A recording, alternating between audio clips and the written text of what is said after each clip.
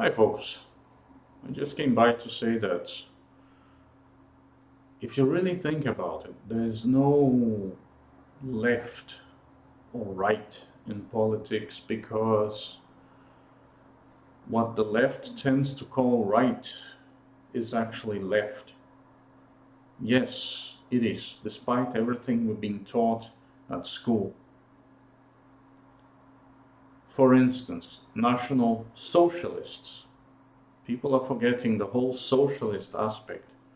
The German nobles, if there is such a thing, could be called, like they used to call the National Socialists proletarians. It was a proletarian movement by a failed artist. Do you understand? Mussolini, he was the secretary of the Socialist Party of Italy. He founded fascism. Just like there were Bolsheviks and Mensheviks and Maoists later on, Trotskyists later on, Stalinists later on. The several factions of socialists, and they all called each other at some given point, whenever debate gets heated, a right wing. That sounds right wing.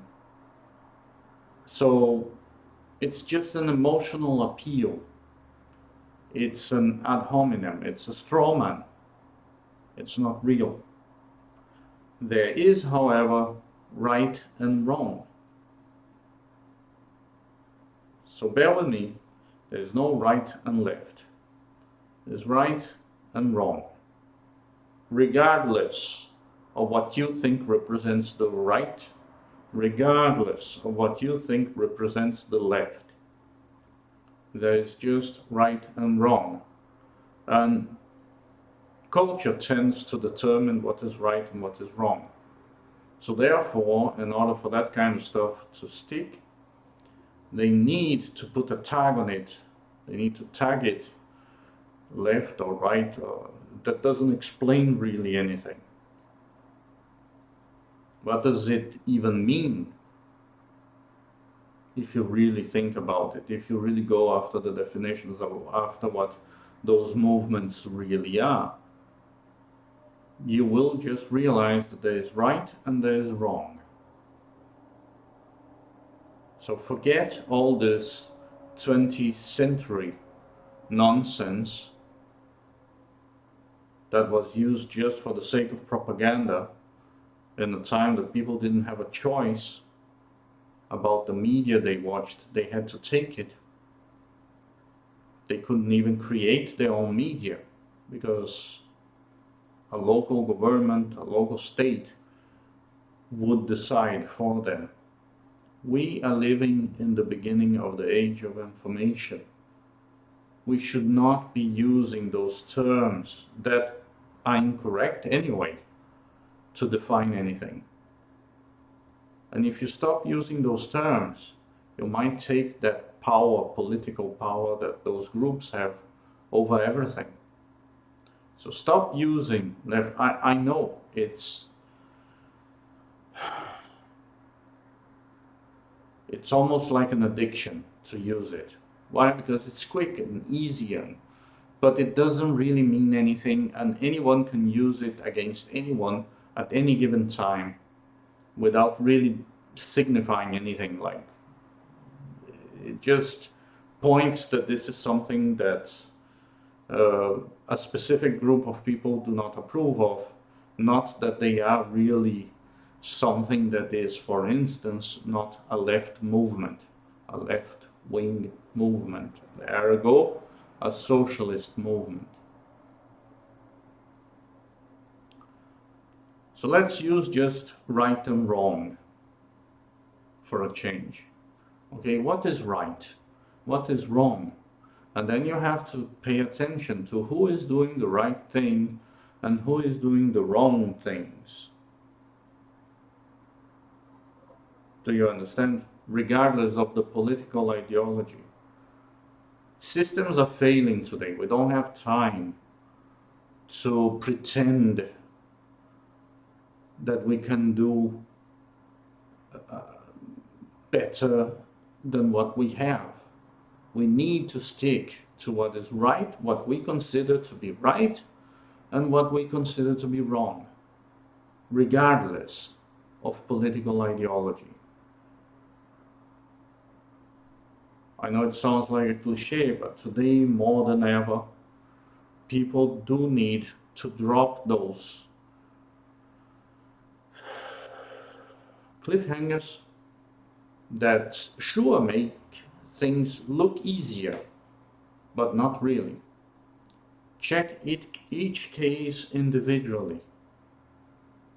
Do not or avoid generalization. Stick to what is right and what is wrong, what you consider to be right and what you consider to be wrong. And then you'll be able to see wrong and right much easier than you were before. You will be able to perceive who is doing wrong much easier and who is doing right. Because the trouble in the 20th century was that because people used those generalizing terms, political generalizing terms, to hoard people to their specific side, we let, I lived in those times, I can say we, I could say people left very bad people to reach power, and look at the size of the damages that they did because they were using those terms. Do you understand? That gave them a power to hide behind those terms. Another reason we need to drop it. Actually, this is the main reason we need to drop those terms. Because now I see people teaming up in the right and teaming up in the left. And I see already a lot of bad people starting to lurk through the right and to lurk through the left. If we drop those terms once and for all, and we check each case individually, yeah, I know it takes a little more time, but the results are astounding. If we check each one, each person individually, without using those 20th century terms that did not work then and will not work now, in a completely different age that we are, the age of information, where information can access people, can reach people faster than any government in the world can do anything about. Think about that power that you have. So it would be wise, because we have already time available, to check each person individually, what they want and what they do, whatever they want, whatever they say they want, what they do.